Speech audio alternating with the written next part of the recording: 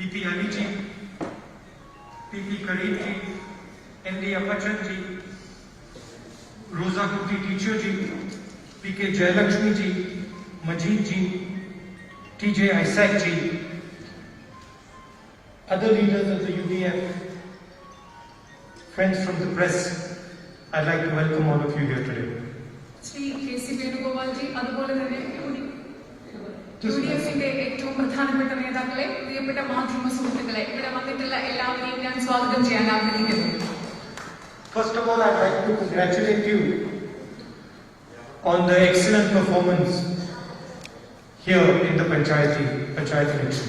ആദ്യമായി ഇവിടുത്തെ പഞ്ചായത്ത് തെരഞ്ഞെടുപ്പിൽ നിങ്ങൾ നൽകിയ മികച്ച പെർഫോമൻസിന്, നിങ്ങളുടെ മികച്ച പ്രകടനത്തിന് നിങ്ങളെ എല്ലാവരെയും ഹാർദമായി അനുമോദിക്കാൻ ഞാൻ ആഗ്രഹിക്കുന്നു.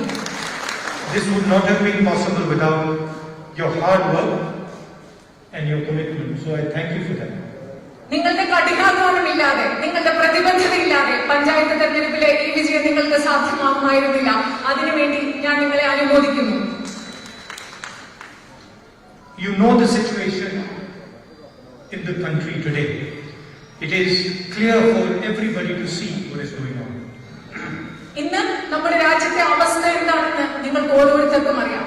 ഇന്ന് നമ്മുടെ രാജ്യത്ത് എന്താണ് സംഭവിച്ചുകൊണ്ടിരിക്കുന്നതെന്ന് എല്ലാവർക്കും വ്യക്തമായി മനസ്സിലാക്കാൻ കഴിയുന്ന സാഹചര്യമാണുള്ളത്. India is being run by the Prime Minister in the interest of 2 or 3 big businessmen.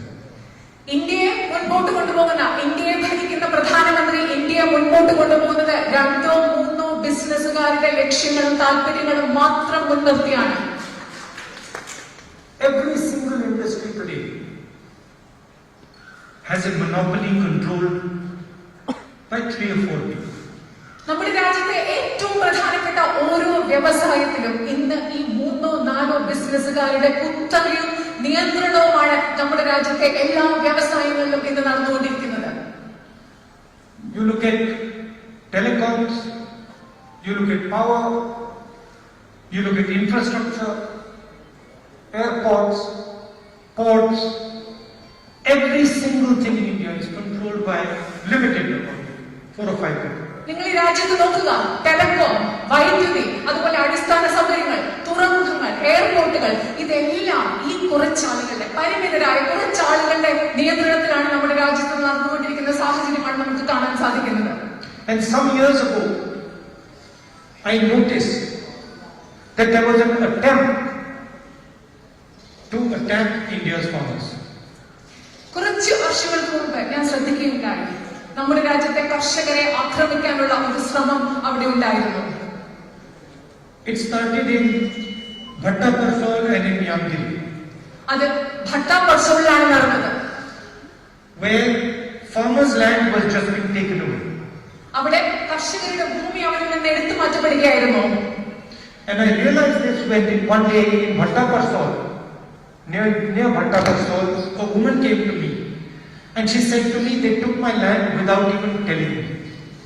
Bhatta Parsaul ഞാൻ ഉണ്ടായിരുന്ന സമയത്ത് ഒരു സ്ത്രീ എന്റെ അടുത്ത് വന്നു. അവർ എന്നോട് പറഞ്ഞു, എന്റെ ഭൂമി എന്നോട് ചോദിക്കാതെ, എന്നോട് അറിയിക്കാതെ, ഞാൻ അറിയാതെയാണ് എന്റെ ഭൂമി അവർ ഏറ്റെടുത്തത്. She said one day some people from a company came and they just took over my field and I said to them, this is my field, and they said no, it is not, it is our field, and then they burnt her crops. കുറച്ച് ദിവസങ്ങൾക്ക് മുമ്പ് ആ സ്ത്രീ പറയുകയാണ്, കുറച്ച് ദിവസങ്ങൾക്ക് മുമ്പ് ഒരു കമ്പനിയിലെ ആളുകൾ വന്ന് പറഞ്ഞു, എന്റെ കൃഷിഭൂമി, അവിടെ വന്നിട്ട് പറഞ്ഞു, ഇത് ഞങ്ങളുടെ ഭൂമിയാണ്, ഇത് ഞങ്ങൾക്ക് വേണം. അപ്പോൾ ആ സ്ത്രീ പറഞ്ഞു, അല്ല, ഇത് എന്റെ ഭൂമിയാണ്. പക്ഷെ അവർ സമ്മതിച്ചില്ല. ആ കമ്പനിയിലെ ആളുകൾ അത് ഞങ്ങളുടെ ഭൂമിയാണെന്ന് പറഞ്ഞിട്ട് ആ ഭൂമി അവർ ഏറ്റെടുക്കുകയുണ്ടായി. And so I realized this was a problem and I started a conversation inside the Congress party about this problem. ഈ പ്രശ്നം മനസ്സിലാക്കിയ ശേഷമാണ് കോൺഗ്രസ് പാർട്ടിക്കുള്ളിൽ ഈ പ്രശ്നം മനസ്സിലാക്കാനുള്ള ഒരു സംഭാഷണം ഞാൻ ആരംഭിച്ചത്. And the result of that conversation was a completely new land acquisition bill. ഇതിന്റെ ആ സംഭാഷണത്തിന്റെ, കോൺഗ്രസ് പാർട്ടിക്കുള്ളിലുള്ള സംഭാഷണത്തിന്റെ റിസൾട്ട് ആയിരുന്നു ഭൂമി ഏറ്റെടുക്കൽ നിയമത്തിന്റെ ഭാഗമായിട്ട് നടന്ന പ്രവർത്തനങ്ങൾ. Where we threw out the old British bill and we brought a brand new bill that guaranteed compensation and protection to our farmers. നമ്മൾക്ക് ഭൂമി ഏറ്റെടുക്കൽ നിയമത്തിന്റെ ഭാഗമായിട്ട് ഭൂമി ഏറ്റെടുക്കുമ്പോൾ കർഷകർക്ക് നഷ്ടപരിഹാരം നമ്മൾ ഉറപ്പ് നൽകി. And I was attacked mercilessly by the press for this bill. ഈ സിസ്റ്റം പലപ്പോഴും ഈ ഭൂമി ഏറ്റെടുക്കൽ നിയമം വളരെ കരുണയില്ലാതെ, mercilessly കരുണയില്ലാതെയാണ് കർഷകരോട് പെരുമാറിയിരുന്നത്. And the first thing Narendra Modi ji did when he became Prime Minister was try and kill this people. Narendra Modi പ്രധാനമന്ത്രിയായ ശേഷം ആദ്യം ചെയ്തത് കർഷകരുടെ അവകാശങ്ങൾ മുൻനിർത്തി കർഷകരോട് കാരുണ്യപൂർവ്വം നമ്മൾ ഉണ്ടാക്കിയ ആ നിയമത്തെ ഇല്ലാതാക്കാനാണ് നരേന്ദ്രമോദി ശ്രമിച്ചത്. And we fought him in Parliament and we stopped him from doing it.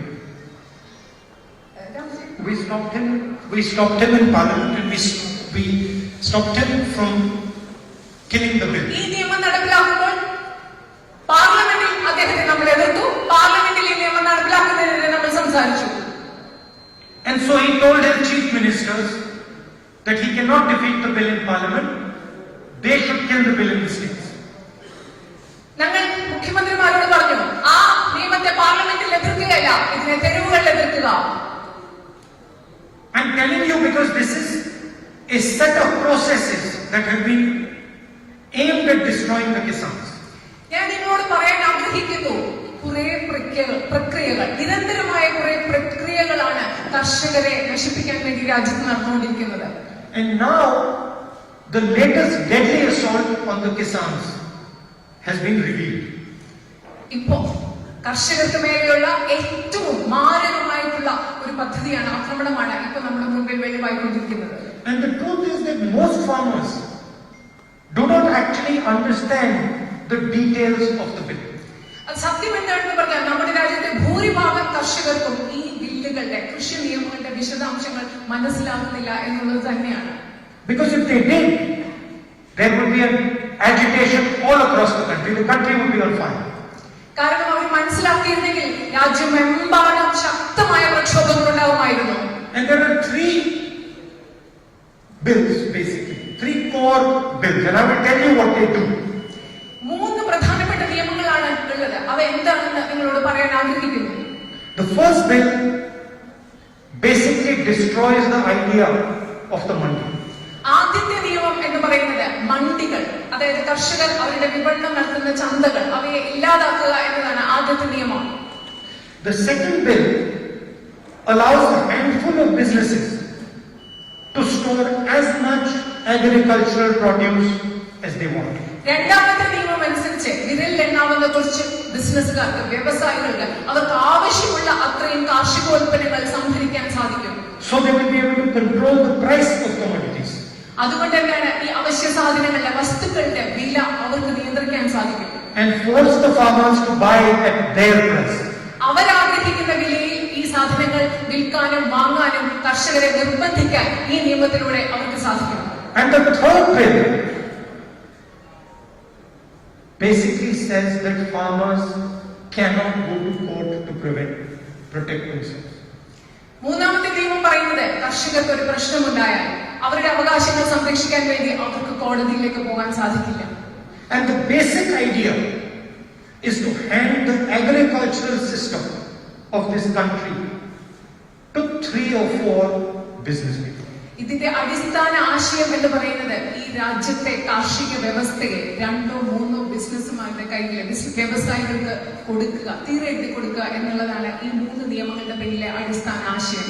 You know, in World War II, when Germany attacked Britain, the British Air Force, new Air Force, fought off the Germans. രണ്ടാം ലോക മഹായുദ്ധകാലത്തിൽ Germany ബ്രിട്ടനെ ആക്രമിച്ച സമയത്ത് British air force ജർമ്മനിക്കെതിരെ പോരാടി. And they saved Britain from German attack.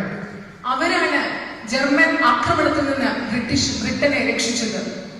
And after the Battle of Britain, the British Prime Minister Churchill made a speech where he said, "Never was so much owed by so many to so few." ഈ ആക്രമണത്തിന് ശേഷം, ബ്രിട്ടീഷുകാർ German ആക്രമണത്തിൽ നിന്ന് രക്ഷിച്ച ശേഷം, ചർച്ചിൽ, British പ്രധാനമന്ത്രിയായിരുന്ന ചർച്ചിൽ, അദ്ദേഹം ഒരു പ്രസംഗത്തിൽ ഒരു കാര്യം പറയുകയുണ്ടായി. ഒരിക്കലും ഇത്ര മാത്രം കുറച്ചു പേർക്ക് നൽകിയിരുന്നില്ല. അത് തെറ്റാണെങ്കിൽ ക്ഷമിക്കണം. Never was so much owed by so many to so few.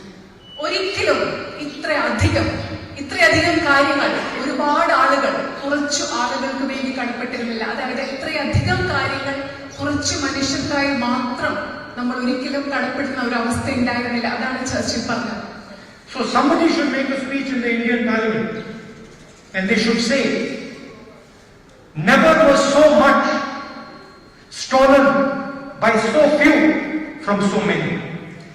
ഇന്നത്തെ ഇന്ത്യൻ പാർലമെന്റിൽ ആരെങ്കിലും ഒരു പ്രസംഗം പറയണം, ഇന്ത്യയുടെ ചരിത്രത്തിൽ ഒരിക്കലും ഇത്ര മാത്രം ഒരുപാട് ആളുകളിൽ നിന്ന് കുറച്ചുപേർ മോഷ്ടിച്ചെടുത്തിരുന്നില്ല എന്ന് നമ്മുടെ ഇന്ത്യൻ പാർലമെന്റിൽ ആരെങ്കിലും ഉറക്കെ പറയുന്ന ഒരു കാലഘട്ടം നടക്കുന്ന. Friends, 5 to 10 people are stealing because that is what is happening. Every single farmer's produce.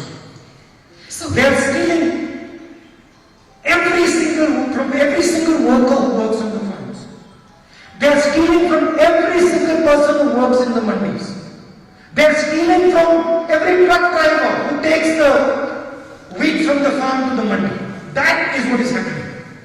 സുഹൃത്തുക്കളെ, നിങ്ങളൊന്ന് മനസ്സിലാക്കണം, ഇവിടെ സംഭവിക്കുന്നത് എന്താണെന്ന് വെച്ചാൽ 5 മുതൽ 10 വരെയുള്ള കുറെ ആളുകൾ ഇവിടുത്തെ ഓരോ കർഷകരിൽ നിന്നും മോഷ്ടിച്ചുകൊണ്ടിരിക്കുകയാണ്. ഞാനത് അടിവരയിട്ട് പറയാൻ ആഗ്രഹിക്കുന്നു, മോഷ്ടിച്ചുകൊണ്ടിരിക്കുകയാണ്. ഓരോ കർഷകന്റെയും ഉൽപാദന വസ്തുക്കൾ അവർ മോഷ്ടിക്കുകയാണ്. വീട്ടിന് ഗോതമ്പിനെ കൊണ്ടുപോകുന്ന ട്രക്കിൽ നിന്ന് അവർ മോഷ്ടിക്കുകയാണ്. ഓരോ കർഷകരിൽ നിന്നും വിരലിലെണ്ണാവുന്ന കുറച്ച് ആളുകൾ അവരുടെ ഉൽപ്പന്നങ്ങൾ മോഷ്ടിക്കുന്ന അവസ്ഥയാണ് ഇന്ന് ഈ രാജ്യത്ത് നടന്നുകൊണ്ടിരിക്കുന്നത്. And the Prime Minister of India is organizing the robbery. അതുമാത്രമല്ല, ഈ കൊള്ളത്തരം ആസൂത്രണം ചെയ്യുന്നത്, സംഘടിപ്പിക്കുന്നത് ഈ രാജ്യത്തിന്റെ പ്രധാനമന്ത്രിയാണ്. So it is our duty to tell the farmers of India what is being done to them.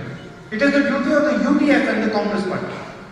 അതുകൊണ്ട് ഇത് നമ്മുടെ ഉത്തരവാദിത്തമാണ്, UPA-യുടെയും കോൺഗ്രസിന്റെയും ഉത്തരവാദിത്തമാണ് ഈ രാജ്യത്തെ കർഷകരോട് പറഞ്ഞ് മനസ്സിലാക്കുക അവർക്കെതിരെ എന്താണ് ഈ രാജ്യത്ത് നടന്നുകൊണ്ടിരിക്കുന്നത് എന്ന വസ്തുത.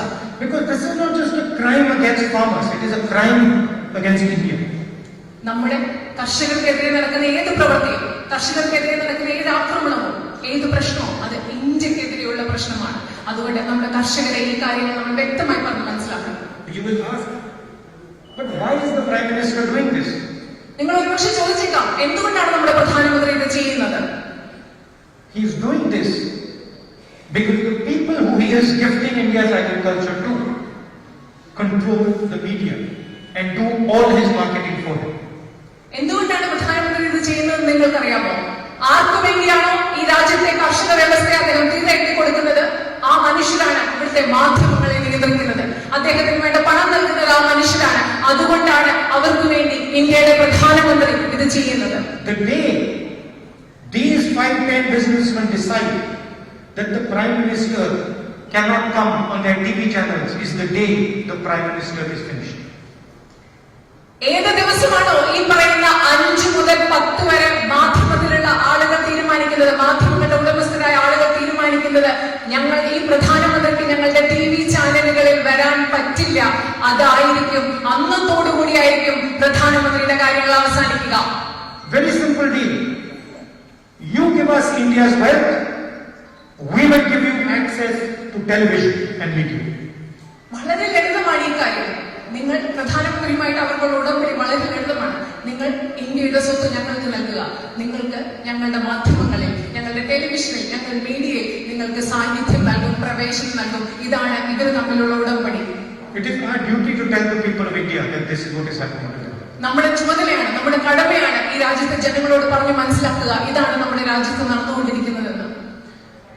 Coming to Kerala, you know what the left front has done to this state. കേരളത്തിലേക്ക് വരുമ്പോൾ നിങ്ങൾക്കറിയാം ഇടതു മുന്നണി ഈ കേരളത്തിൽ എന്താണ് ചെയ്തുകൊണ്ടിരിക്കുന്നത്, എന്താണ് ചെയ്തിട്ടുള്ളത് എന്ന് നിങ്ങൾക്കറിയാം. You know how the BJP is trying to ensure that they are helped. നിങ്ങൾക്ക് ഉറപ്പാണ്, നിങ്ങൾക്ക് മനസ്സിലാക്കാൻ സാധിക്കും BJP അവർ അധികാരത്തിൽ ഇരിക്കാൻ എന്താണ് ഉറപ്പുവരുത്തിക്കൊണ്ടിരിക്കുന്നത് നിങ്ങൾക്ക് മനസ്സിലാക്കാൻ സാധിക്കും. Every single opposition government, the CBI and the ED is used aggressively. എല്ലാ സ്ഥാപനങ്ങളും CBI പോലെയുള്ള എല്ലാ സ്ഥാപനങ്ങളും വളരെ അഗ്രസീവായിട്ട് ആക്രമണോത്സുകമായിട്ട് BJP ഉപയോഗിച്ചുകൊണ്ടിരിക്കുകയാണ്. There is no such thing happening in Kerala. അങ്ങനെ ഒരു സംഭവം കേരളത്തിൽ നടന്നിട്ടില്ല. There is no such pressure being put on the government of Kerala by Narendra Modi. അങ്ങനെ ഒരു സമ്മർദ്ദം കേരളത്തിലെ ഗവൺമെന്റിന്റെ മേൽ നരേന്ദ്രമോദി ഗവൺമെന്റ് ഇതുവരെ ചെലുത്തിയിട്ടില്ല. CBI, ED, they are very relaxed about the cases in Kerala. CBIയും EDയും കേരളത്തിലെ കേസുകളെ പറ്റി വളരെ റിലാക്സ്ഡ് ആണ്. അവർ ഒരു സമ്മർദ്ദവും കേരള ഗവൺമെന്റിന്റെ മേൽ ചെലുത്തുന്നില്ല. And this is not hidden. The whole of Kerala knows it. It's obvious. ഇത് ഒളിച്ചു വെക്കുന്ന കാര്യമല്ല. കേരളത്തിലുള്ള മുഴുവൻ കേരളത്തിനും അറിയാവുന്ന കാര്യമാണ്. Now we have an assembly election coming. ഇപ്പോ നമ്മുടെ മുൻപിൽ ഒരു നിയമസഭാ തെരഞ്ഞെടുപ്പ് വരുന്നുണ്ട്. It is an election of ideologies. അത് പ്രത്യയശാസ്ത്രങ്ങളുടെ ആശയങ്ങളുടെ ഒരു തെരഞ്ഞെടുപ്പാണ്. Ideology of the UDF versus the ideology of the LDF and the ideology of the RSS. UDFന്റെ പ്രത്യയശാസ്ത്രം, UDFന്റെ ആശയ സംഹിത, ഇടതുപക്ഷ മുന്നണിയുടെ ആശയ സംഹിത, അതിനും എതിരെ UDFന്റെ ആശയ സംഹിതയ്ക്കെതിരെ ഇടതുപക്ഷ മുന്നണിയുടെ ആശയ സംഹിതയും RSSന്റെ പ്രത്യയശാസ്ത്രവും, ഈ പ്രത്യയശാസ്ത്രങ്ങളുടെ ഏറ്റുമുട്ടലാണ് വരുന്ന നിയമസഭാ തെരഞ്ഞെടുപ്പ്. Just do a simple thing. ഒരു ലളിതമായ ഒരു കാര്യം ചെയ്യുക. Go to the newspaper and see, does the BJP attack the Congress more or does it attack the CPIM? നിങ്ങൾ ലളിതമായ ഒരു കാര്യം ചെയ്യാം. പത്രങ്ങൾ തുറന്നു നോക്കുക, എന്നിട്ട് മനസ്സിലാക്കുക BJP ആരെയാണ് ഏറ്റവും കൂടുതൽ ആക്രമിക്കുന്നത്. BJP കൂടുതൽ ആക്രമിക്കുന്നത് കോൺഗ്രസിനെയാണോ അതോ CPIM-നെയാണോ എന്ന് നിങ്ങൾ പത്രം തുറന്ന് വളരെ ലളിതമായി മനസ്സിലാക്കുക. Does the Prime Minister attack the Chief Minister of Kerala or does he attack the leadership of the Congress party? പ്രധാനമന്ത്രി ആക്രമിക്കുന്നത് കേരളത്തിലെ മുഖ്യമന്ത്രിയാണോ അതോ കോൺഗ്രസ് നേതൃത്വത്തെയാണോ എന്ന് നിങ്ങൾ മനസ്സിലാക്കുക. I don't have to go into the details. You can see what is going on. You can see the dynamic. നിങ്ങൾക്ക് കൃത്യമായി മനസ്സിലാക്കാൻ, ഞാൻ വിശദമായി പറയേണ്ട ആവശ്യമില്ല, നിങ്ങൾക്ക് കൃത്യമായി മനസ്സിലാക്കാൻ പറ്റും അത് സംഭവിക്കുന്നത്. Now for us in Wayanad, there is another very important reason why we have to win this assembly election. നമ്മളെ സംബന്ധിച്ചിടത്തോളം വയനാട്ടിൽ എന്തുകൊണ്ട് നമ്മൾ ഈ അസംബ്ലി ഇലക്ഷൻ ജയിക്കണം എന്ന കാര്യത്തിൽ വളരെ പ്രധാനപ്പെട്ട ഒരു കാരണമുണ്ട്. You know that the people of Wayanad struggle for medical services. നിങ്ങൾക്കറിയാം വയനാട്ടിലെ ജനങ്ങൾ പല അവശ്യ സേവനങ്ങൾക്കും അവശ്യ വസ്തുക്കൾക്കും വേണ്ടി സ്ട്രഗിൾ ചെയ്യുന്ന, ബുദ്ധിമുട്ടുന്ന ഒരു കാര്യം നിങ്ങൾക്ക് എല്ലാവർക്കും കൃത്യമായി അറിയാം.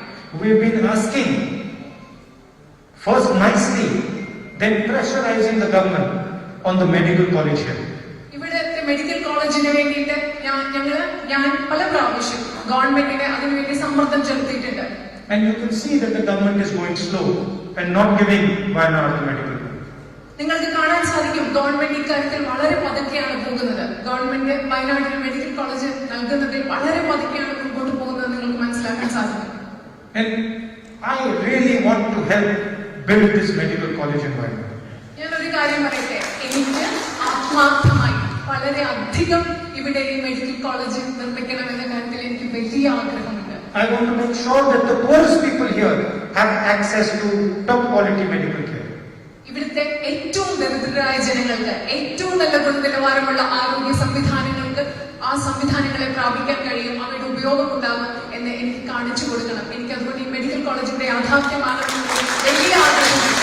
And brothers and sisters, the UDF government in Kerala is a guarantee for the medical. പ്രിയപ്പെട്ട സഹോദരീ സഹോദരന്മാരെ, കേരളത്തിൽ UDF ഗവൺമെന്റ് അധികാരത്തിൽ വന്നാൽ വയനാട്ടിലെ മെഡിക്കൽ കോളേജ് ഒരു ഉറപ്പാണ്, ഒരു യാഥാർത്ഥ്യമാണ് എന്ന് നിങ്ങളോട് പറയാൻ ഞാൻ ആഗ്രഹിക്കുന്നു. So you have to fight the assembly election the same way, with the same aggression that you fought the Lok Sabha election, that you fought and won this panchayat election. അതുകൊണ്ട് ഏത് രീതിയിലാണ്, ഏത് ആവേശത്തോടു കൂടിയാണ് ലോക്സഭാ തെരഞ്ഞെടുപ്പിനെ നിങ്ങൾ നേരിട്ടത്, ഏത് ആവേശത്തോടു കൂടിയാണ് പഞ്ചായത്ത് തെരഞ്ഞെടുപ്പിൽ നിങ്ങൾ ജയിച്ചത്, അതേ ആവേശത്തോടു കൂടി ഈ നിയമസഭാ തെരഞ്ഞെടുപ്പിനെ നിങ്ങൾ നേരിടണം എന്ന് ഞാൻ ആവശ്യപ്പെടുകയാണ്. Finally, some days back, the leadership of Kerala came to Delhi and they spoke to me.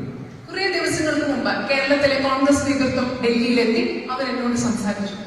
And I said 3 things to them. ഞാൻ അവരോട് 3 കാര്യങ്ങളാണ് പറഞ്ഞത്. The first thing I said was that we have to give as many youngsters representation as possible. ഞാൻ അവരോട് പറഞ്ഞ ആദ്യത്തെ കാര്യം, ഈ വരുന്ന തെരഞ്ഞെടുപ്പിൽ കഴിയുന്നത്ര യുവജനങ്ങൾക്ക് നമ്മൾ പ്രാതിനിധ്യം നൽകണം എന്നതാണ് ഞാൻ അവരോട് ആദ്യമായി പറഞ്ഞത്. There is a place for experience, but there is also a very big place for youth and the energy they bring. എല്ലായ്പ്പോഴും അനുഭവ സമ്പത്തിന് ഒരു വലിയ പ്രാധാന്യവും ഇടവുമുണ്ട്. അതുപോലെ തന്നെ അതിലും വലുതായ ഒരു പ്രാധാന്യവും ഇടവും യുവജനങ്ങൾക്കും അവർ കൊണ്ടുവരുന്ന ഊർജത്തിനുമുണ്ട് എന്ന് പറയാൻ ഞാൻ ആഗ്രഹിക്കുന്നു. I said that the ticket process must be transparent and open and accessible. People should be able to see how Congress and UDF are choosing their candidates. അത് മാത്രമല്ല, ഞാൻ അവരോട് മറ്റൊരു കാര്യം കൂടി പറഞ്ഞു. സ്ഥാനാർത്ഥികളെ നിർണ്ണയിക്കുന്ന പ്രക്രിയ ഏറ്റവും സുതാര്യമായിരിക്കണം. ചുറ്റുമുള്ള ആളുകൾക്ക് കാണാൻ സാധിക്കണം ഏത് പ്രക്രിയയിലൂടെയാണ്, എങ്ങനെയാണ് UDF-ഉം കോൺഗ്രസും സ്ഥാനാർത്ഥികളെ തെരഞ്ഞെടുക്കുക എന്നത്. And finally, I said that we must make a people's manifesto that is made through a mass movement with the people of Kerala.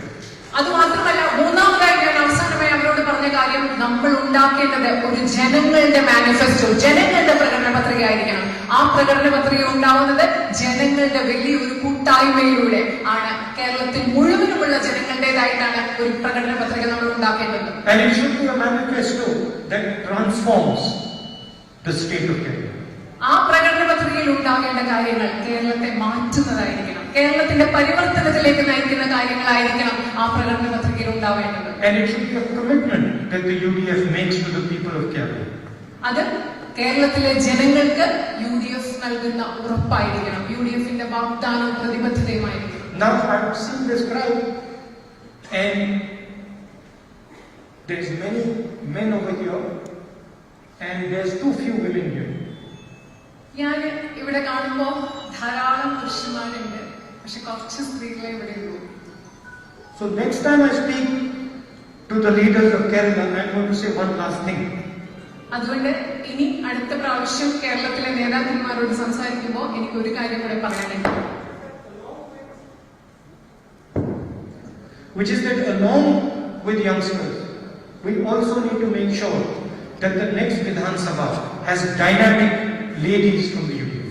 അത് മാത്രമല്ല, ഞാൻ അടുത്ത പ്രാവശ്യം കേരളത്തിലെ നേതാക്കളോട് പറയാൻ ആഗ്രഹിക്കുന്നത്, യുവജനങ്ങളോടൊപ്പം കേരളത്തിലെ അസംബ്ലിയിൽ ഊർജ്ജസ്വലരായ സ്ത്രീകളും ഉണ്ടായിരിക്കണം എന്ന കാര്യം ഞാൻ നേതാക്കളോട് പറയാൻ ആഗ്രഹിക്കുന്നു. The clap from the men is not that strong. പുരുഷന്മാരുടെ കയ്യടി അത്ര, സ്ത്രീകളുടെ കയ്യടി പോലെ അത്ര ശക്തമായ കയ്യടിയല്ല പുരുഷന്മാരിൽ നിന്ന് വരുന്നത്. അതിന്റെ ഞാൻ ശ്രദ്ധിക്കുകയാണ്. It's fine, it's fine. അത് തൽക്കാലം കുഴപ്പമില്ല. Thank you very much. Thank you.